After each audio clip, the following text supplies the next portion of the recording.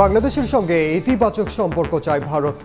দ্বিপক্ষীয় বৈঠক শেষে বিক্রম মিস্ত্রি সংখ্যালঘুদের নিরাপত্তা ও কূটনৈতিক স্থাপনায় হামলা নিয়ে আলোচনা। বাংলাদেশ নিয়ে অপপ্রচার রুখতে ইউরোপীয় ইউনিয়নের সহায়তা চাইলেন প্রধান উপদেষ্টা। 19 দেশের রাষ্ট্রদূতের সঙ্গে বৈঠক, আগামী নির্বাচনে সহায়তার আশ্বাস। ভারতীয় আগ্রাসনের প্রতিবাদে আগরতলা অভিমুখে লং মার্চ কর্মসূচি বিএনপির 3 অঙ্গ সংগঠনের। দ্রুত নির্বাচনে সমস্যার সমাধান দেখছেন নেতারা। বিচার বিভাগ ও দুদককে দাসে পরিণত করেছিলেন শেখ হাসিনা, মন্তব্য আইন উপদেষ্টার। অনিয়ম ঠেকাতে দুদকেই সাঁড়াশি অভিযানের পরামর্শ টিআইবির। এবং লিটারে 8 টাকা বাড়িয়ে বোতলজাত খোলা সয়াবিন তেলের দাম নির্ধারণ আজ থেকেই কার্যকর। নতুন মূল্যে বিক্রি ও সরবরাহ স্বাভাবিক রাখতে মনিটরিং জোরদারের ঘোষণা।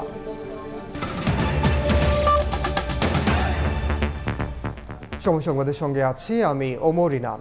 বাংলাদেশের সঙ্গে ইতিবাচক, গঠনমূলক এবং পারস্পরিক স্বার্থ নির্ভরশীল সম্পর্ক চায় Bharat.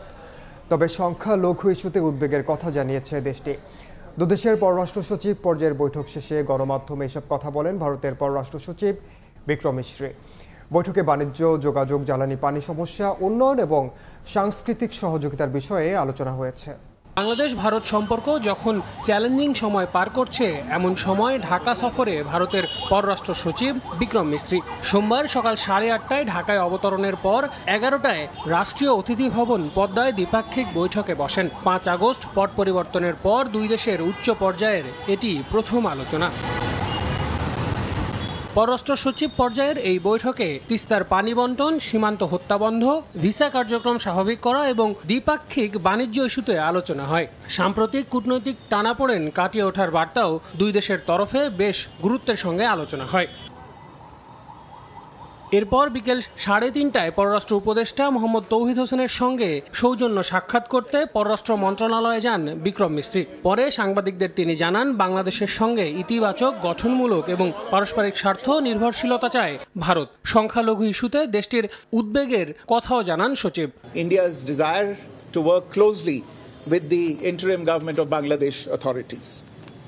At the same time, we also had the opportunity to discuss certain recent developments and issues, and I conveyed our concerns, including those related to the safety and welfare of minorities. We also discussed some regrettable incidents of attacks on cultural, religious, and diplomatic properties. We expect overall a constructive approach on all these issues by the Bangladesh authorities, and we look forward to moving the relationship forward in a positive, forward-looking and constructive direction. সম্পর্ক গভীর করতে অন্তর্বর্তী সরকারের সঙ্গে ভারত আরও নিবিড়ভাবে কাজ করতে চায় জানিয়ে বিক্রম মিস্ত্রি বলেন, দুই দেশের যৌথ প্রকল্পগুলো যথানিয়মে চালু থাকবে। In the development projects that have been executed on the ground in Bangladesh and that continue to be developed. It is also reflected in the mutually beneficial engagement we have on a whole set of issues ranging from trade, commerce, connectivity, power, water and energy, and development cooperation, consular cooperation and cultural cooperation. There is no reason why this mutually beneficial cooperation should not continue to deliver in the interests of both our peoples. পরে প্রধান উপদেষ্টা doctor Mohammad ইউনূসের সঙ্গে সৌজন্য সাক্ষাৎ করতে অতিথি ভবন যমুনায় যান ভারতের পররাষ্ট্র সচিব। আল আমিন তুষার, সময় সংবাদ, ঢাকা। প্রধান উপদেষ্টার সঙ্গে সৌজন্য সাক্ষাৎ করতে যমুনায় গেছেন ভারতের পররাষ্ট্র সচিব। এই মুহূর্তে সেখানে আছেন সহকর্মী বুলবুল রেজার, সরাসরি যাচ্ছি তার কাছে। এখন পরেই এই প্রধান উপদেষ্টার যে বাসভবন যমুনা, সেখানে প্রবেশ করেছেন ভারতের পররাষ্ট্র সচিব বিক্রম মিস্ত্রি এবং পাশাপাশি বাংলাদেশের যিনি পররাষ্ট্র সচিব মোহাম্মদ জসিমউদ্দিন, তিনিও কিন্তু প্রবেশ করেছেন। পরে আমরা আরও কয়েকজন উপদেষ্টাকে প্রবেশ করতে দেখেছি এই প্রধান উপদেষ্টার বাসভবনে। এটি মূলত একটি সৌজন্য সাক্ষাৎ। তার ঠিক আগেই পররাষ্ট্র উপদেষ্টা তৌহিদ হোসেনের সঙ্গে সৌজন্য সাক্ষাৎ করতে পররাষ্ট্র মন্ত্রণালয়ে গিয়েছিলেন ভারতের পররাষ্ট্র সচিব। সেখান থেকে থেকে বের হয়ে কিন্তু তিনি সাংবাদিকদের সঙ্গে কথাও বলেছেন। যদিও তিনি তার পক্ষ থেকে যে বিষয়গুলো নিয়ে আলোচনা করেছেন, অর্থাৎ আজকে দিনভর সেই সকাল 11টায় কিন্তু রাষ্ট্রীয় অতিথি ভবন পদ্মায় দ্বিপাক্ষিক যে বৈঠক সেটি শুরু হয়েছিল বাংলাদেশের পররাষ্ট্র সচিব এবং ভারতের পররাষ্ট্র সচিবের সঙ্গে, অর্থাৎ পররাষ্ট্র সচিব পর্যায়ের যে দ্বিপাক্ষিক বৈঠক সেই বিষয়ে কোন কোন বিষয়গুলো নিয়ে আলোচনা হয়েছে সেটি বাংলাদেশের পক্ষ থেকে এখন পর্যন্ত জানা না গেলেও ভারতের পররাষ্ট্র সচিব কথা বলেছেন। মূলত বিভিন্ন যে বিষয়গুলো রয়েছে, বিশেষ করে তিস্তার পানি বন্টন চুক্তি, সীমান্ত হত্যা বন্ধ, বাণিজ্য, কূটনৈতিক সম্পর্ক, এই বিষয়গুলো নিয়ে আলোচনার কথা রয়েছে এবং সাম্প্রতিক যে সংখ্যালঘু ইস্যু সেই বিষয়টি, অর্থাৎ সংখ্যালঘুদের নিরাপত্তার বিষয়ে কিন্তু ভারত উদ্বেগ প্রকাশ করেছে, যেটি পররাষ্ট্র সচিব বিক্রম মিস্ত্রি জানিয়েছেন সাংবাদিকদেরকে।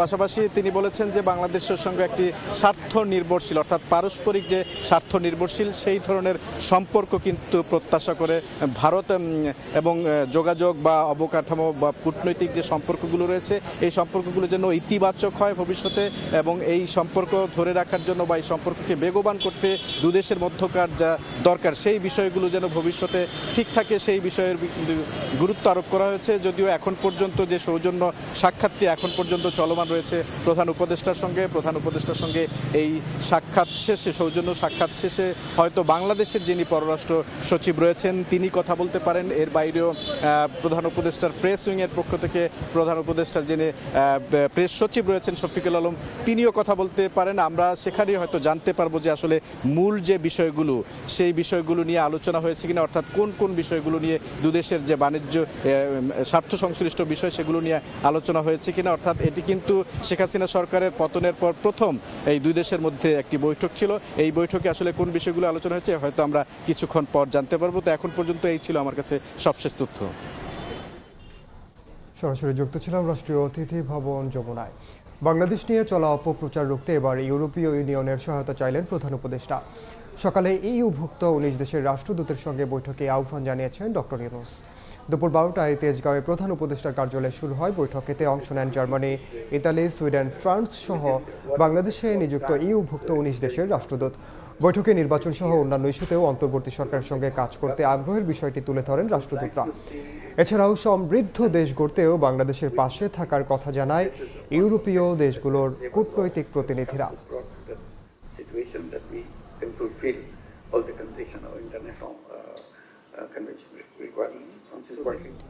বেগম রোকেয়ার অবাক করা কল্পনা শক্তি ও চিন্তাকে কাজে লাগানোর আহ্বান জানিয়েছেন প্রধান উপদেষ্টা ডক্টর মোহাম্মদ ইউনূস। সকালে রাজধানীর ওসমানী স্মৃতি মিলনায়তনে বেগম রোকেয়া পদক প্রদান অনুষ্ঠানে তিনি এই আহ্বান জানান। আয়োজনে সমাজের বিভিন্ন অঙ্গনে অবদান রাখায় বেশ কয়েকজন নারীকে রোকেয়া পদকে ভূষিত করা হয়। পরে মনোজ্ঞ সাংস্কৃতিক অনুষ্ঠান উপভোগ করেন প্রধান উপদেষ্টা। এ সময় নারীদের গঠনমূলক কাজের উৎসাহ দিতে সুলতানার স্বপ্ন নামে একটি সম্মাননা চালুর প্রস্তাব দেন ডক্টর ইউনূস।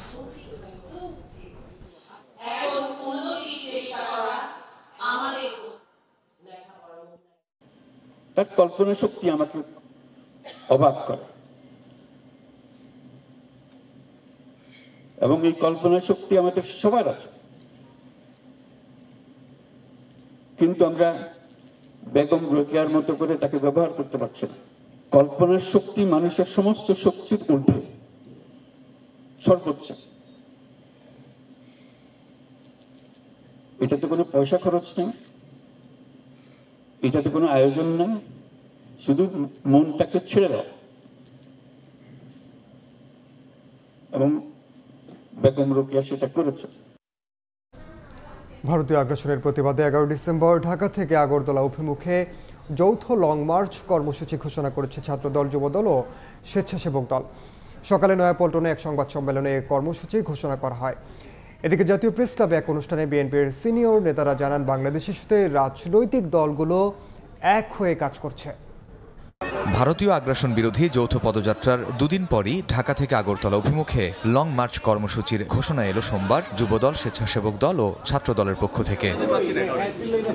নয়াপল্টনে সংবাদ সম্মেলন করে কর্মসূচি ঘোষণা করেন যুবদল সভাপতি। বলেন, ক্রমাগত গুজব সৃষ্টির মাধ্যমে বাংলাদেশকে অস্থির করার চেষ্টা করে ভারত প্রমাণ করেছে সে দেশ অপরাধীদের অভয়ারণ্য।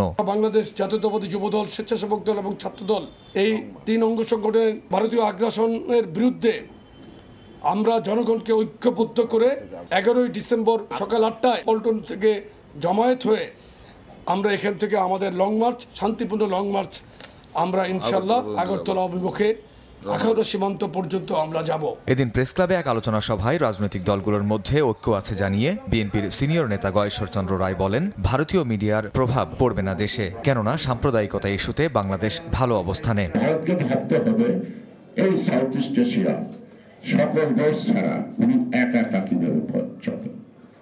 সে রাজনৈতিক দল নিয়ে চলবে না, জনগণ নিয়ে চলবে। সংবাদপত্র কি করলো কি করলো না, আমাদের ইউটিউবার, সোশ্যাল মিডিয়া এবং ধর্মবর্ণ নির্বিশেষে সকল রাজনৈতিক দল কিন্তু একত্রিত হয়েছে এবং each and everybody can realize the action of India. এদিকে ইকোনমিক রিপোর্টার্স ইউনিটি ইআরএফ মিলনায়তনে আয়োজিত এক অনুষ্ঠানে বিএনপির ভাইস চেয়ারম্যান আব্দুল আউয়াল মিন্টু বলেন, দ্রুত নির্বাচনের রোডম্যাপ দেয়া হলে কেটে যাবে দেশের সংকট। এই মুহূর্তে সবাই মনে প্রশ্ন বা যৌক্তিক সময় কারে কয়, সব সংস্কার কি ওনারা করতে পারবেন? আমার তো মনে হয় না। অতএব আমরা চাই যে ওনারা যেভাবে আগে কথাটা বলছেন যে ডিসেম্বর মাসের মধ্যে সংস্কার প্রস্তাবগুলো আসুক, তারপরে এই সংস্কার নিয়ে একটা সব দলের সাথে ওনারা কথা বলুক, একটা ঐক্যমত্যে পৌঁছাক এবং একটা টাইম ঠিক করুক কখন ইলেকশনটা দিবে, তখন দেশে একটা স্থিতিশীলতা আসবে। শেখ হাসিনার কাছ থেকে সুবিধা নেওয়া ব্যক্তিরা এখনও তার পক্ষে কাজ করছে বলেও অভিযোগ করেন বিএনপি নেতারা। বিগত সরকার, আমি বলতেছি, একটা গোষ্ঠী দ্বারা পরিচালিত ছিল। কামরুজ্জামান মামুন, সময় সংবাদ, ঢাকা। জুলাই আন্দোলনে যারা নিজেদের বিজয়ী ভাবছেন তাদের কার্যকলাপ বৈষম্য বিরোধী চেতনার পরিপন্থী বলে মন্তব্য করেছেন দুদক সংস্কার কমিশনের প্রধান ডক্টর ইফতেখারুজ্জামান। সকালে রাজধানীর আগারগাঁওয়ে এসডিজি বাস্তবায়নে নাগরিক প্ল্যাটফর্ম আয়োজিত সম্মেলনে এ কথা বলেন তিনি। এ সময় সংসদে তরুণ প্রতিনিধিত্ব ও একই পেশার 25% বেশি প্রতিনিধি না রাখার পরামর্শ দেন তিনি। সম্মেলনে নির্বাচন ব্যবস্থা সংস্কার কমিশনের প্রধান বদিউল আলম মজুমদার বলেন, দেশের নির্বাচন ব্যবস্থার সবচেয়ে বড় চ্যালেঞ্জ মনোনয়ন বাণিজ্য। এ সময় সুষ্ঠু নির্বাচন আয়োজনে সবার সহায়তা চান তিনি। আমরা সব কর্তৃত্ববাদের বর্জন করব বলছি সবাই, কিন্তু কর্তৃত্ববাদের চর্চাটা বর্জন করছি না। তারুণ্যের শক্তিতে দুর্নীতি রুখতে হবে। গুড গভর্নেন্স শুরু হয় কি দিয়ে? নির্বাচনের মাধ্যমে, সুষ্ঠু নিরপেক্ষ নির্বাচনের মাধ্যমে।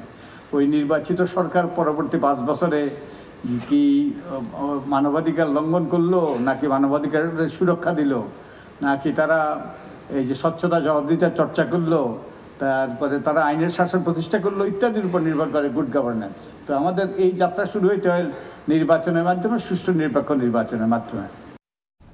দুর্নীতি দমন কমিশন ও বিচার বিভাগকে শেখ হাসিনা দাসে পরিণত করেছিলেন বলে মন্তব্য করেছেন আইন উপদেষ্টা আসিফ নজরুল। রাজনৈতিক লোককে দোষারোপ করে নিজের অন্যায় ঢাকার চেষ্টা থেকে কর্মকর্তাদের বিরত থাকার আহ্বান জানান তিনি। আর টিআইবির নির্বাহী পরিচালক বলেছেন, দুদককে ঢেলে সাজাতে প্রতিষ্ঠানটিতেই সাঁড়াশি অভিযানের বিকল্প নেই।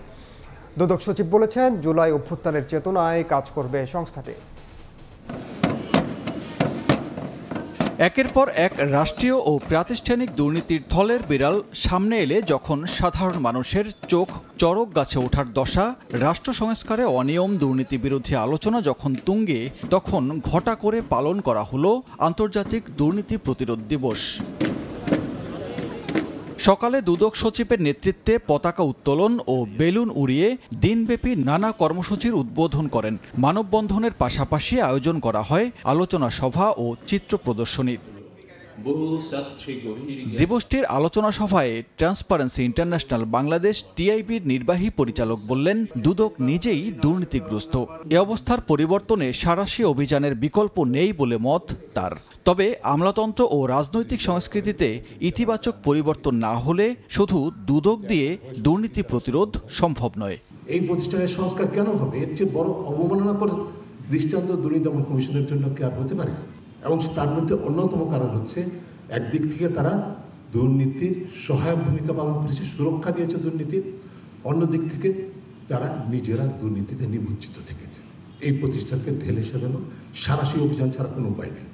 দেশে দুর্নীতি নিয়ন্ত্রণ করার জন্য দুদক তার পর্যাপ্ত ভূমিকাটি যথাযথ পালন করতে পারবে না যতদিন পর্যন্ত আমাদের আমলাতন্ত্র এবং আমাদের রাজনৈতিক সংস্কৃতিতে ইতিবাচক পরিবর্তন না হয়েছে। প্রধান অতিথির বক্তব্যে আইন উপদেষ্টা বলেন, দ্রুত সময়ের মধ্যে দুদক কমিশন গঠন করবে সরকার। দুদক তার দাসে পরিণত হয়েছিল, বিচার বিভাগ তার দাসে পরিণত হয়েছিল। এখন তো সেই পরিবেশ নাই। এখন কি আপনাদেরকে কেউ বলে যে এই চোরের বিরুদ্ধে কেউ মামলা করো না? কেউ আপনাদের তদবির করেছে কোনোদিন? কোনো উপদেষ্টার থেকে ফোন পেয়েছেন? কেউ বলেছে আপনাদের? কেউ তো আপনাদের উপর কোনো রকম হস্তক্ষেপ করছে না। এখন সেগুলি বিচার করেন, তদন্ত করেন, প্রমাণ করেন যে আপনারা আসলে ভালো পরিবেশ পেলে ভালো কাজ করতে পারেন। এদিকে আলাদা অনুষ্ঠানে দুদক সচিব খোরশেদা ইয়াসমিন বলেন, জুলাই চেতনাকে ধারণ করে দুর্নীতির বিরুদ্ধে লড়াই করতে দুদক প্রতিশ্রুতিবদ্ধ। সানবীর রূপল, সময় সংবাদ, ঢাকা। জুলাই বিপ্লবে পুলিশের বিতর্কিত ভূমিকার জন্য ক্ষমা চাইলেন ডিএমপি কমিশনার। নাগরিকদের নতুনভাবে সেবা দেওয়ার প্রত্যয় জানিয়েছেন তিনি। এদিকে ভুয়া মামলাকারীদের বিরুদ্ধে ব্যবস্থা নেওয়া হবে বলে জানিয়েছেন স্বরাষ্ট্র উপদেষ্টা। কোনো বিশেষ রাজনৈতিক দলকে সুবিধা দেওয়া যাবে না বলেও জানান তিনি। সোমবার সকালে রাজধানীর মিন্টো রোডে ডিএমপি মিডিয়া সেন্টারে মিট দ্য প্রেসে বললেন, নতুনভাবে নাগরিকদের সেবা দিতে কাজ শুরু করেছে পুলিশ। পেশাদারিত্বের বাইরে গিয়ে যে কাজ করেন সেই কাজের জন্য আমি অত্যন্ত দুঃখিত এবং ঢাকাবাসীর কাছে তথা দেশবাসীর কাছে আমি ক্ষমা প্রার্থী। ওই সময়ের যে সমস্ত পুলিশ কর্মকর্তাবৃন্দ অপেশাদারিত্বের সাথে কাজ করেছে তাদেরকে বিভিন্ন জায়গায় বদলি করা হয় এবং অনেকের বিরুদ্ধে দেশের প্রচলিত আইনে ব্যবস্থাও নেওয়া হয়েছে, তথা বাংলাদেশ পুলিশ নতুনভাবে মানুষকে সেবা দেওয়ার জন্য কাজ শুরু করেছে। এদিকে ছাত্র জনতার আন্দোলন ঘিরে ভুয়া মামলাকারীদের বিরুদ্ধে ব্যবস্থা নেওয়া হবে বলে হুঁশিয়ারি দিয়েছেন স্বরাষ্ট্র উপদেষ্টা। সকালে খুলনা জেলা শিল্পকলা একাডেমি অডিটোরিয়ামে সশস্ত্র বাহিনী বিভাগ, খুলনা বিভাগের পুলিশের সব ইউনিটের সঙ্গে মতবিনিময় সভায় তিনি বলেন, কোনো বিশেষ রাজনৈতিক দলকে সুবিধা দেবে না বাহিনী। আমার বাহিনীর অনেক সদস্যরা তারা হলো কে ভবিষ্যতে আসবে তারই তেল দেওয়া শুরু করে দিছে। আমাদেরও তেল দেওয়া দরকার নাই, কারো তেল দেওয়া দরকার নাই। এই তেলটা বাজারে থাকলে জিনিসপত্রের দাম কমবে। আপনারা এই তেলবাজিটা একটু আপনাদের বন্ধ করতে হবে। সিভিল ড্রেসে কাউকে অ্যারেস্ট করা চলবে না। যারা ভুয়া মামলা করবে তাদের এগেইনস্টে অ্যাকশন নেওয়ার জন্য। ভুয়া মামলাকারীদের আমরা কোনো অবস্থায় ছাড় দিব না। সব ভুয়া মামলাকারীদের আমরা আইনের আওতায় আনব। তবে দোষী কাউকে ছাড় দেওয়া হবে না বলেও জানান উপদেষ্টা। সজাগ থাকবেন। মনির হোসাইন, সময় সংবাদ, ঢাকা। ৪৬ মামলায় রিমান্ডে ছিলেন ৩১ দিন। এখনও বাকি রয়েছে ১৬ দিন। এই অবস্থায় আরেক হত্যা মামলায় সাবেক আইসিটি প্রতিমন্ত্রী জুনায়েদ আহমেদ পলককে আরও ৩ দিনের রিমান্ডে পাঠিয়েছেন ঢাকার সিএমএম আদালত। এছাড়া একাধিক মামলায় সাবেক খাদ্যমন্ত্রী অ্যাডভোকেট কামরুল ইসলাম, রাশেদ খান মেনন, ডিবির সাবেক কর্মকর্তা মশিউর রহমান ও গান বাংলার চেয়ারম্যান কৌশিক হোসেন তাপসকে নতুন করে গ্রেফতার দেখানো হয়েছে। যে ধরনের ধারা বর্ণনা করছে অসুস্থ, তাহলে তো আজকে তার এখানে আসার কথা না, দাঁড়িয়ে থাকার কথা না। আর এটা স্বাভাবিকভাবে ওনারা যখন কোর্টে আসেন তখন ওনাদের কিডনি নাই, ফুসফুস নাই, ওনারা অসুস্থ, ওনাদের এই রোগ সেই রোগ। কিন্তু যখন ওনারা রাজপথে থাকেন, মিডিয়ার সামনে আসেন, মানুষকে হত্যা করার নির্দেশ দেন, তখন তাদের আমরা কোনো রোগ দেখি না। এদিন দুপুরে আদালতে তোলা হয় গান বাংলা চ্যানেলের চেয়ারম্যান কৌশিক হোসেন তাপসকে। চ্যানেলটি দখলের অভিযোগে গুলশান থানার অপহরণ ও হত্যা চেষ্টা মামলায় তাকে নতুন করে গ্রেফতার দেখানো হয়েছে।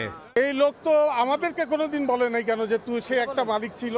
এখন তাইলে হঠাৎ করে ওনারা এত বছর পরে আসলেন আর আমরাই তাদেরকে জোর করে উঠাই নিয়ে গেলাম। উদ্দেশ্য হলো এই সুযোগে গোলাপানিতে মাছ শিকার করা, নাথিং, আর কিছু না। আমাদের কাছে অত বড় ধরনের কোনো অর্থ আশা করে। শেখ হাসিনার বিদ্বেষমূলক বক্তব্য প্রচারের নিষেধাজ্ঞা এবং অনলাইন প্ল্যাটফর্ম থেকে তা অপসারণ নিয়ে আন্তর্জাতিক অপরাধ ট্রাইব্যুনালের আদেশের কপি বিটিআরসি সহ সংশ্লিষ্ট দফতরে পাঠানো হয়েছে। সোমবার বিষয়টি নিশ্চিত করেন প্রসিকিউটর গাজী MH তামিম। তিনি বলেন, আদালতের আদেশ অনুযায়ী এখন সরকারকে বক্তব্য প্রচার এবং সরানোর বিষয়ে পদক্ষেপ নিতে হবে। গত ৫ ডিসেম্বর শেখ হাসিনার বিদ্বেষমূলক বক্তব্য গণমাধ্যম এবং সামাজিক যোগাযোগ মাধ্যমে প্রচারের উপর নিষেধাজ্ঞা দেন বিশেষ ট্রাইব্যুনাল। একই সঙ্গে ৫ আগস্টের পর তার দেয়া বিদ্বেষমূলক বক্তব্য অনলাইন প্ল্যাটফর্ম থেকে সরিয়ে ফেলতে বলা হয়। ট্রাইব্যুনালের প্রসিকিউশন টিম জানায়, শেখ হাসিনার বিরুদ্ধে ইন্টারপোলের রেড নোটিশ জারির বিষয়টি এখনও প্রক্রিয়াধীন। মাননীয় ট্রাইব্যুনাল একটি আদেশ জারি করে বলেছেন যে সাবেক প্রধানমন্ত্রী শেখ হাসিনার সকল প্রকার ঘৃণাত্মক এবং বিদ্বেষমূলক বক্তব্য এবং যে বক্তব্যে সাক্ষী এবং ভিকটিমরা ভীতিগ্রস্ত হয় সেগুলো বন্ধ করার, এবং কোনো প্রিন্ট বা ইলেকট্রনিক বা সোশ্যাল মিডিয়াতে সেটা ব্রডকাস্ট বা পাবলিশ করা নিষেধ করেছে, এবং যেগুলো ইতোমধ্যে বিভিন্ন ইলেকট্রনিক বা সোশ্যাল মিডিয়াতে আছে সেগুলোকে রিমুভ করতে বলেছে। লিটার প্রতি 8 টাকা বাড়িয়ে বোতলজাত সয়াবিন তেল 175 টাকা এবং খোলা সয়াবিন তেল প্রতি লিটার 157 টাকা নির্ধারণ করেছে সরকার। ভোজ্য তেল ব্যবসায়ীদের সঙ্গে বৈঠক শেষে বাণিজ্য উপদেষ্টা জানান, আন্তর্জাতিক বাজারে দাম বৃদ্ধি ও সরবরাহ সংকটের কারণে এই দাম বাড়ানোর সিদ্ধান্ত নেওয়া হয়েছে।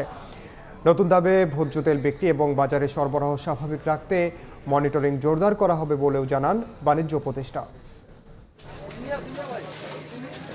ঢাকার বাজারে হঠাৎ করেই প্রায় উধাও বোতলজাত সয়াবিন তেল, কোথাও কোথাও পাওয়া গেলেও রাখা হচ্ছে অতিরিক্ত দাম। সম্প্রতি ভোজ্য তেল আমদানিতে মূল্য সংযোজন কর 10 থেকে কমিয়ে 5% করায় বাজারে তেলের সরবরাহ স্বাভাবিক ও দাম কমার কথা থাকলেও সেই চিত্র কোথাও নেই। আসন্ন রমজান মাসকে কেন্দ্র করে কিছু অসাধু ব্যবসায়ী কৃত্রিম সংকট তৈরি করেছে বলে অভিযোগ উঠেছে।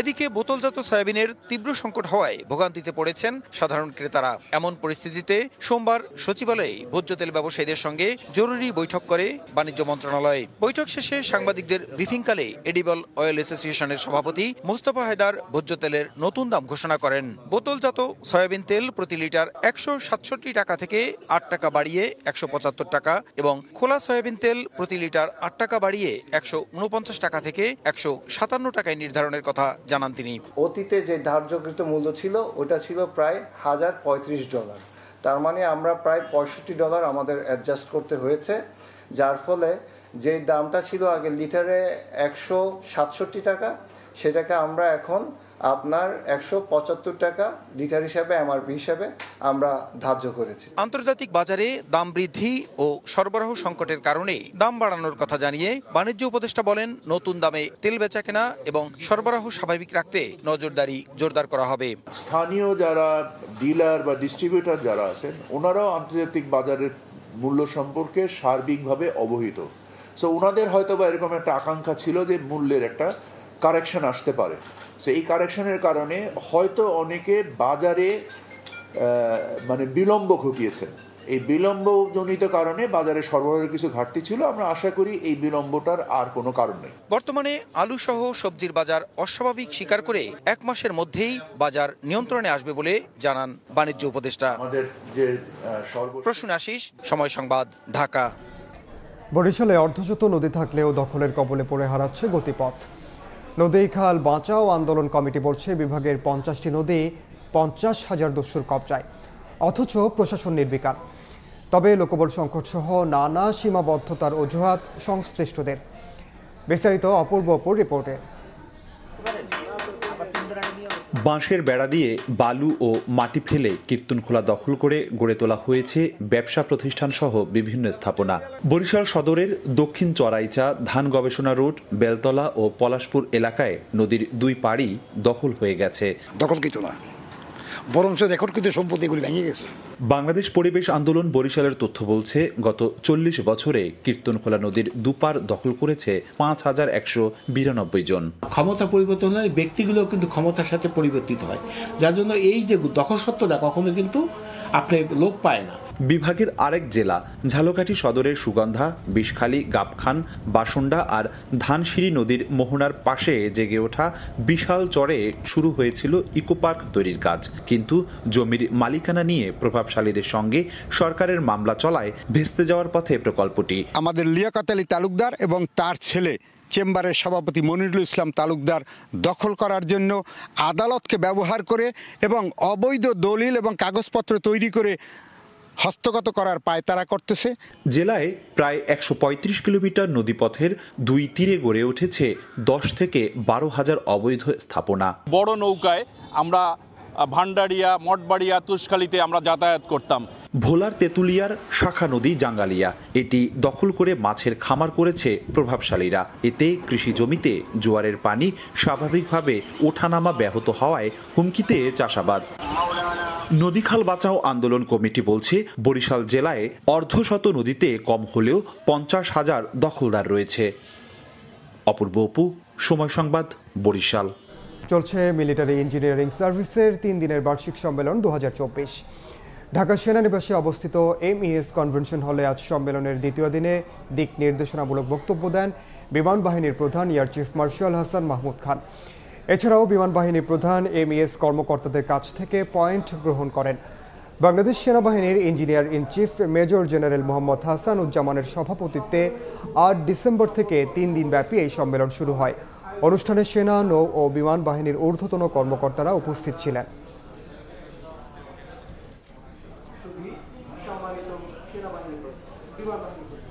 প্রকৃতির অপার সৌন্দর্যের লীলাভূমি সেন্ট মার্টিনের সাগর পাড়ে যত্রতত্র পড়ে রয়েছে ময়লা আবর্জনা। বিশেষ করে দেখা মিলছে পরিত্যক্ত প্লাস্টিকের, যা ক্ষতি করছে দ্বীপের পরিবেশ। এমন অবস্থায় দ্বীপের পরিবেশ দূষণকারী বর্জ্য সংগ্রহ ও রিসাইক্লিং করার উদ্যোগ নেওয়া হয়েছে। একই সঙ্গে দ্বীপের পরিবেশ রক্ষায় বর্জ্য মুক্ত করতে এগিয়ে এসেছেন বাসিন্দারাও। মোহাম্মদ ফরাজের ক্যামেরায় বিস্তারিত জানাচ্ছেন সুজাউদ্দিন রুবেল। প্রবালদ্বীপ সেন্ট মার্টিন অপরূপ সৌন্দর্যের এই দ্বীপকে বলা হয় নারিকেল জেনজিরা। নীল আকাশ আর সমুদ্রের নীল জল যেন চুপি চুপি ডাক দেয় ভ্রমণ পিপাসুদের। সমুদ্রের নীল নির্মলতা সবচেয়ে বড় আকর্ষণ সেন্ট মার্টিনের। কিন্তু এই দ্বীপের চারপাশে পড়ে রয়েছে যত্রতত্র ময়লা আবর্জনা। বিশেষ করে সাগর পাড়ের বালিয়াড়িতে পড়ে রয়েছে পরিত্যক্ত প্লাস্টিক, যার মধ্যে রয়েছে পানির বোতল, চিপসের প্যাকেট, পলিথিন সহ নানা বর্জ্য। তবে দ্বীপের পরিবেশ সুরক্ষায় এবার একসঙ্গে কাজ করবে দেশের শীর্ষস্থানীয় শিল্প গ্রুপ, প্রাণ RFL ও জাতিসংঘের উন্নয়ন কর্মসূচি। আর পরিষ্কার পরিচ্ছন্ন রাখতে এগিয়ে এসেছে দ্বীপের বাসিন্দারাও। বিভিন্ন ধরনের খাবার খেয়ে ময়লা আবর্জনাগুলো নির্দিষ্ট আপনার ডাস্টবিনে না ফেলে যেখানে সেখানে ফেলে দেয়, যার কারণে দ্বীপের সৌন্দর্য নষ্ট হচ্ছে। আমরা যারা পর্যটক আছি সবার দায়িত্ব এখানে যে ময়লা আবর্জনা দেখা যায় সেগুলা পরিষ্কার পরিচ্ছন্নতা করা। সোমবার সকালে সেন্ট মার্টিনের পরিবেশ দূষণ রোধে দ্বীপবাসী ও পর্যটকদের সচেতন করতে র্যালি করা হয়। একই সঙ্গে করা হয় সৈকতের বালিয়াড়িতে পড়ে থাকা আবর্জনা পরিষ্কার কর্মসূচি। এতে অংশ নেন নানা শ্রেণী পেশার কয়েকশো মানুষ। মানুষের কর্মসংস্থানের সুযোগ সৃষ্টি সহ বিভিন্ন রকমের সোশ্যাল ইস্যুজ নিয়ে আমরা এখানে কাজ করতে চাই। দ্বীপের মানুষকে সাথে নিয়ে এটার নাম দিয়েছি যে আমার সেন্ট মার্টিন। তো দ্বীপে আমাদের বিভিন্ন দ্বীপবাসী আমাদের কাজের সাথে যুক্ত আছে এবং আমরা বর্জ্য সংগ্রহ করে থাকছি বিচের থেকে এবং আশেপাশের যে নেইবারহুড আছে সেখান থেকে। আর পরিবেশ অধিদপ্তরের কর্মকর্তা জানালেন কাবার সম্মিলিত উদ্যোগের মাধ্যমে কেবল সেন্ট মার্টিনকে বাঁচিয়ে রাখা সম্ভব। অনেকেই কিন্তু আপনার কাগজের প্যাকেটে চা, কাগজের কাপে চা দিচ্ছেন। তো এই যে বিষয়গুলো, এগুলো কিন্তু একটা পরিবর্তন হচ্ছে গ্র্যাজুয়ালি। তো আমরা মনে করি যে এই পরিবর্তনটা ভবিষ্যতে আরও জোরদার করতে হবে। একই দিন দুটি প্রতিষ্ঠান যৌথভাবে সেন্ট মার্টিন পরিবেশ সংরক্ষণ ও টেকসই অর্থনীতি শীর্ষক আলোচনা সভা করে। সেখানে জনপ্রতিনিধি সহ দ্বীপের অনেক বাসিন্দা অংশগ্রহণ করে। সুজাউদ্দিন রুবেল, সময় সংবাদ, সেন্ট মার্টিন, কক্সবাজার। পররাষ্ট্র মন্ত্রণালয়ে ঢাকা দিল্লি পররাষ্ট্র সচিব পর্যায়ের বৈঠক ব্রিফ করছেন পররাষ্ট্র সচিব মোহাম্মদ জসিমউদ্দিন। সরাসরি যাচ্ছি সেখানে। প্রতিনিধি দল বাংলাদেশ এবং ভারতের মধ্যে বিদ্যমান যে সম্পর্ক, সেই সম্পর্ককে সামনের দিকে আরও এগিয়ে নিয়ে যাওয়ার ব্যাপারে একমত হয়েছেন। কনসালটেশনসে দুই দেশের পারস্পরিক স্বার্থ সংশ্লিষ্ট বিভিন্ন বিষয় নিয়ে ফ্রি, ফ্র্যাঙ্ক অ্যান্ড ক্যান্ডিড তথা খোলা মনে আলোচনা হয়েছে। আমরা বলেছি বাংলাদেশের সবচেয়ে নিকটবর্তী প্রতিবেশী দেশ হিসেবে ভারতের নিকট আমরা আমাদের দুদেশের মধ্যে বিদ্যমান সকল অনিষ্পন্ন বিষয়সমূহে দ্রুততম সময়ের মধ্যে নিষ্পত্তির জন্য ভারতের সহযোগিতা কামনা করি এবং এই লক্ষ্যে আমরা একযোগে কাজ করার বিষয়ে গুরুত্ব আরোপ করেছি। আমি দুই দেশের সাধারণ জনগণের ভেতরে আস্থা ও বিশ্বাস বিনির্মাণের গুরুত্বের উপরে জোর দিয়েছি এবং এক্ষেত্রে বাংলাদেশ সম্পর্কে নেতিবাচক প্রচারণা রোধে ভারতের সক্রিয় ভূমিকা আশা করেছি। বাংলাদেশের জুলাই আগস্ট বিপ্লব এবং বিপ্লব পরবর্তী সংখ্যালঘুদের প্রতি কথিত বৈরী আচরণ নিয়ে ভারতীয় গণমাধ্যমে অপপ্রচার, মিথ্যা তথ্য এবং বিভ্রান্তিকর বয়ান রয়েছে। সে বিষয়ে আমরা ভারত সরকারের প্রতি দৃষ্টি আকর্ষণ করে এ বিষয়ে যথাযথ পদক্ষেপের অনুরোধ জানিয়েছি। সেই সাথে আমরা জোর দিয়ে বলেছি যে বাংলাদেশে বসবাসরত সব ধর্ম নির্বিশেষে স্বাধীনভাবে সব মানুষ ধর্মচর্চা করে আসছে এবং এ বিষয়ে কোনো ধরনের বিভ্রান্তি এবং অপপ্রচারের সুযোগ নেই। এ বিষয়ে বাংলাদেশ সরকার সরেজমিন অবস্থা দেখার ও পর্যবেক্ষণ করার জন্য বিদেশি সাংবাদিকদেরও আহ্বান জানিয়েছেন। সেই সাথে আমরা এও বলেছি যে এটি আমাদের অভ্যন্তরীণ বিষয় এবং আমাদের অভ্যন্তরীণ বিষয়ে অন্য দেশের মন্তব্য সমীচীন নয়।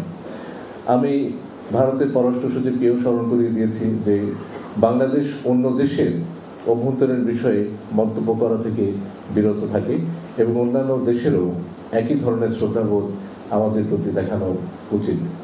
আপনারা অবগত রয়েছেন যে সীমান্ত হত্যা শূন্যে নামিয়ে আনা আমাদের অগ্রাধিকার। আমরা বিশ্বাস করি প্রতিটি জীবন মূল্যবান, one life is too many. এই লক্ষ্যে ভারত সরকারকে দৃশ্যমান কার্যকরী পদক্ষেপ গ্রহণ করতে আমরা অনুরোধ করেছি। তাছাড়া আন্তঃসীমান্ত অপরাধ, মাদক পাচার সহ অন্যান্য অপরাধমূলক কার্যক্রম নির্মূলে ভারতের সহযোগিতা সহ সীমান্ত সংশ্লিষ্ট বিভিন্ন দীর্ঘমেয়াদী সমস্যার সমাধানে ভারত সরকারকে অনুরোধ জানিয়েছে। আজকের আলোচনায় আন্তঃনদী বিষয়সমূহ গুরুত্ব পেয়েছে। আমি তিস্তা নদীর পানি চুক্তি সম্পন্ন করার প্রয়োজনীয়তার উপর জোর দিই। গঙ্গা পানি চুক্তির মেয়াদ 2026 সালে উত্তীর্ণ হয়ে যাবে। সে প্রেক্ষিতে তা নবায়নের প্রক্রিয়া শুরু করার উপরও আমরা গুরুত্ব দিয়েছি। এছাড়াও আরও যে কয়টি আন্তঃসীমান্ত নদীর পানি বন্টন সংক্রান্ত চুক্তি দুই পক্ষের মধ্যে আলোচনাধীন সেসব সম্পন্ন করার জন্য বিশেষ জোর দিই। বন্যা পূর্বাভাস, উপাত্ত কিংবা ডেটা আদান প্রদান সহ বন্যা প্রতিরোধী ভারতের সার্বিক সহযোগিতা কামনা করি এবং এ বিষয়ে একটি উচ্চ পর্যায়ের মেকানিজম গঠন করার বিষয়েও আলোচনা করি। ভারত আমাদের অন্যতম বৃহত্তম বাণিজ্যিক অংশীদার। ভারতের সাথে আমাদের দ্বিপাক্ষিক বাণিজ্য বৃদ্ধির জন্য বিদ্যমান ট্যারিফ, প্যারা ট্যারিফের মতো বাধাসমূহ দূর করার উপায়ের উপর আমরা গুরুত্ব আরোপ করেছি। আমরা ভারত থেকে আমাদের নিত্য প্রয়োজনীয় পণ্যের নিরবচ্ছিন্ন সরবরাহ নিশ্চিত করতে প্রয়োজনীয় উদ্যোগের গ্রহণেরও অনুরোধ করেছে। আপনারা জানেন যে বর্তমানে ভারতের সাথে জ্বালানি এবং বিদ্যুৎ খাতে আমাদের পারস্পরিক সহযোগিতা ক্রমাগত বৃদ্ধি পাচ্ছে। আমরা ভারত থেকে বর্তমানে প্রায় 2656 মেগাওয়াট বিদ্যুৎ আমদানি করছি।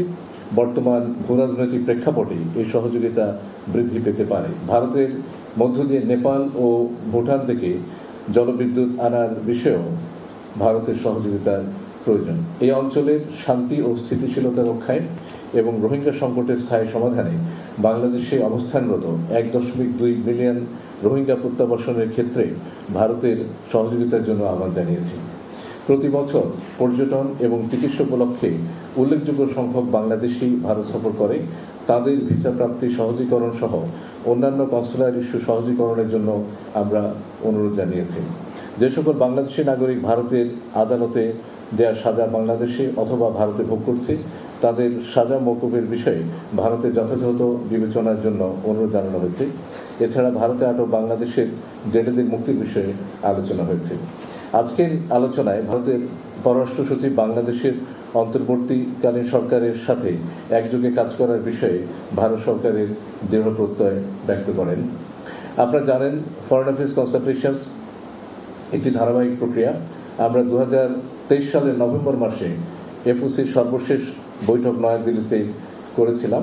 এই প্রেক্ষিতে উভয় দেশের মধ্যকার দ্বিপাক্ষিক, আঞ্চলিক এবং বৈশ্বিক পর্যায়ে আমাদের চলমান সহযোগিতামূলক কার্যসমূহের বিষয়ে আজকের এফওসিতে করা সার্বিক আলোচনা বা পর্যালোচনা পরবর্তীতে এই বিষয়গুলোকে এগিয়ে নিতে বা আমাদের প্রাধিকারমূলক যে সমস্ত ইস্যুগুলো আছে সেগুলো যদি পারস্পরিক সদিচ্ছা থাকে এবং ঐক্যমত থাকে তাহলে তার মাধ্যমে সমাধান হবে বলে আমরা মনে করছি। দিল্লিতে সুবিধাজনক সময়ে পরবর্তী ফরেন অ্যাফেয়ার্স কনসালটেশনসে অংশগ্রহণের জন্য ভারতের পররাষ্ট্র সচিব আমাকে আমন্ত্রণ জানিয়েছেন। আপনাদের সবাইকে ধন্যবাদ। আপনাদের যদি কোনো প্রশ্ন থাকে সে প্রশ্ন করেন এবং নাম বলবেন এবং নাম বলবেন। আগে আমি রুলস অফ ইয়েটা বলে নিই। একজন করে প্রশ্ন করবেন, নাম বলবেন, কোথাকার এবং কোন পত্রিকায় কাজ করেন কিংবা কোন টেলিভিশন চ্যানেলে, এবং আমি 3টা প্রশ্ন নিব, তারপর আমি উত্তর দিব। আর একটু জোরে বলেন। আলোচনায় সাবেক প্রধানমন্ত্রী শেখ হাসিনাকে ফিরিয়ে আনার ব্যাপারে কি আলোচনা হয়েছে?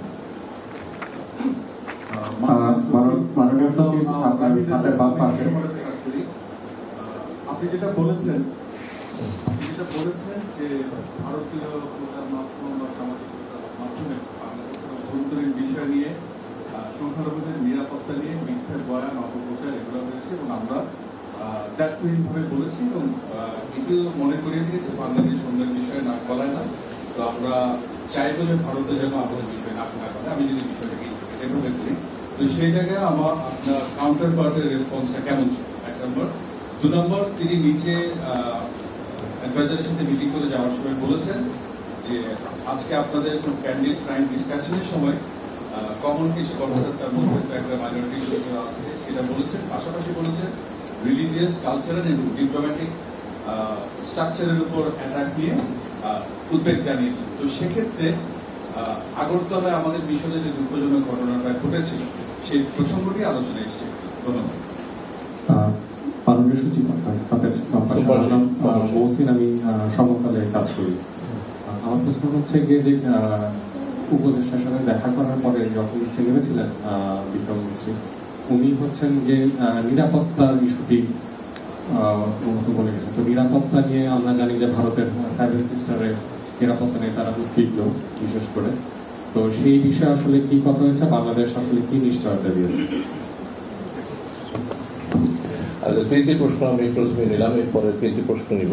প্রথম প্রশ্নটি ছিল যে প্রাক্তন প্রধানমন্ত্রীর বাংলাদেশে ফিরিয়ে আনা নিয়ে কোনো আলোচনা হয়েছে কিনা। প্রাক্তন প্রধানমন্ত্রীকে নিয়ে আলোচনা হয়েছে। দুটো দিক, একটা হচ্ছে তাকে ফিরিয়ে আনার বিষয়ে আপনারা এর আগেও প্রশ্ন করেছেন এবং সেই প্রশ্নের আমরা যে জবাব দিয়েছি সেটা পুনরুক্তি করি। এটি অন্য মন্ত্রণালয় থেকে আসার একটি বিষয় এবং এটি রাজনৈতিক সিদ্ধান্তের বিষয়। যখন সেই সিদ্ধান্তটি হবে তখন পররাষ্ট্র মন্ত্রণালয় প্রয়োজনীয় ব্যবস্থা নেবে এবং তার জন্য ফরেন অ্যাফেয়ার্স কনসালটেশনস কেন, এটা যে কোনো ধরনের প্রক্রিয়া হতে পারে। সেটা কূটনৈতিক একটা পত্রের মাধ্যমে সেটা জানানো যায় কিংবা আমাদের যে মিশন আছে দিল্লিতে তার মাধ্যমে জানানো যায়। তো কাজে এটা হচ্ছে 1 নম্বর কথা। 2 নম্বর কথা হচ্ছে যে প্রাক্তন প্রধানমন্ত্রী তিনি ভারত অবস্থান করে যে সমস্ত বক্তব্য রাখছেন সেই বক্তব্যের প্রতি আমরা তাদের দৃষ্টি আকর্ষণ করেছি। আপনারা গতকালে শুনেছেন তিনি একটি বক্তব্য দিয়েছেন এবং সেই বক্তব্যটি সরকার পছন্দ করছেন না এবং তারা যে কথাটা বলেছেন যে her presence does not have any bearing on our relations এবং তারা এই বাস্তবতা সত্ত্বেও they would like to engage with the government of that day। এটা হচ্ছে প্রাক্তন প্রধানমন্ত্রী সংক্রান্ত প্রশ্নের উত্তর। সংখ্যালঘু সংক্রান্ত ভারতের যে প্রচার মাধ্যমের কথাবার্তাগুলো হচ্ছে এটা আমরা অত্যন্ত জোরালোভাবে বলেছি এবং সেটা আমি আমার প্রারম্ভিক বক্তব্য সেটা উপস্থাপন করেছি এবং আমি এটা বলেছি যে আমাদের দিক থেকে সাংবাদিক, শিক্ষক, আইনজীবী সহ নানা পেশার মানুষ ভারতীয় প্রচারের মাধ্যমে যোগাযোগের করেছেন, তাদেরকে রিচ আউট করেছেন এবং আপনারা অনেকে ইউটিউবে ম্যাটেরিয়ালগুলো পাবেন এবং আমরা তাদেরকে এটাও বলেছি যে এ নিয়ে যদি কোনো সংশয় থাকে বাকি যে কোনো দেশের মতো তারাও আমাদের দেশে এসে দেখতে পারেন যে সত্যিকারের সংখ্যালঘুদের প্রতি কী ধরনের আচরণ হচ্ছে। আর দ্বিতীয়ত আপনি যেটা বলেছেন যে তাদের যে সমস্ত তাদের দূতাবাসের নিয়ে যে উদ্বেগ এবং আমাদের দূতাবাস নিয়ে যে উদ্বেগ এই বিষয়ে আলোচনা, আমি এই বিষয়টা খুবই জোরালোভাবে বলেছি। আগরতলা এবং কলকাতার সাম্প্রতিকভাবে যে ঘটনা ঘটেছে আপনি এর আগে আমাদের প্রেস রিলিজ দেখেছেন এবং আজকের সভাতে আমি খুবই জোরালোভাবে সেটা উত্থাপন করেছি। তৃতীয় যে প্রশ্ন ছিল নিরাপত্তা ইস্যুতে, নিরাপত্তা ইস্যুতে আমরা সাধারণভাবে আলাপ আলোচনা করেছি কিন্তু খুব স্পেসিফিক্যালি আমরা এই 7 সিস্টার সংক্রান্ত কোনো ধরনের আলোচনা আজকে সভাতে করে নেই। ধন্যবাদ।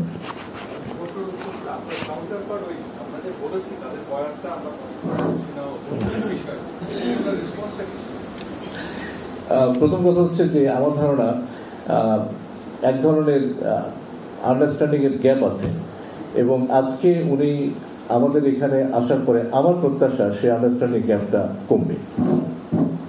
আমার নাম মিজানুর রহমান, আমি মানব জমিনে কাজ করি। আমার প্রশ্নটা হচ্ছে যে আপনি একদিকে বলছেন যে এটা আমাদের অভ্যন্তরীণ ইস্যু, আমরা কারো অভ্যন্তরীণ ইস্যুতে হস্তক্ষেপ করি না। ইন্ডিয়াতে বিভিন্ন সময়ে বিভিন্ন ধরনের ঘটনা ঘটেছে সংখ্যালঘু ইস্যুতে, কিন্তু আমরা কোথাও বাংলাদেশের দিক থেকে কোনো ধরনের কনসার্ন আমরা ব্যক্ত করিনি। তো আমরা কেন তাদেরকে বলছি যে তোমরা এসে দেখে যাও আমাদের এখানে কি হচ্ছে, এটা আমাদের সেলফ কন্ট্রাডিক্টরি হয়ে গেল না? আমরা একদিকে বলছি এটা আমাদের অভ্যন্তরীণ ইস্যু, আবার আমরা বলছি যে আসো এসে দেখে যাও, এটা একটু সেলফ কন্ট্রাডিক্টরি হয়ে গেল কিনা? দ্বিতীয় বিষয় হচ্ছে যে আমাদের হাই কমিশনে হামলার যে বিষয়টা, এটা সর্বোচ্চ কূটনৈতিক শিষ্টাচার লঙ্ঘন এবং তাদের আমাদের হাই কমিশনের নিরাপত্তা দেওয়া তাদের দায়িত্ব। আমরা এই বিষয়টাকে বলার পরে তাদের জবাবটা দিয়েছি। মাননীয় সচিব, আমার নাম মাহফুজ তুষা, আমি যমুনা টেলিভিশনে কাজ করি। আপনার নিদান পেজখানে সরাসরি যুক্ত ছিলাম পররাষ্ট্র মন্ত্রণালয়ে। এই ছিল সময় সংবাদের সঙ্গে থাকুন সময়ে।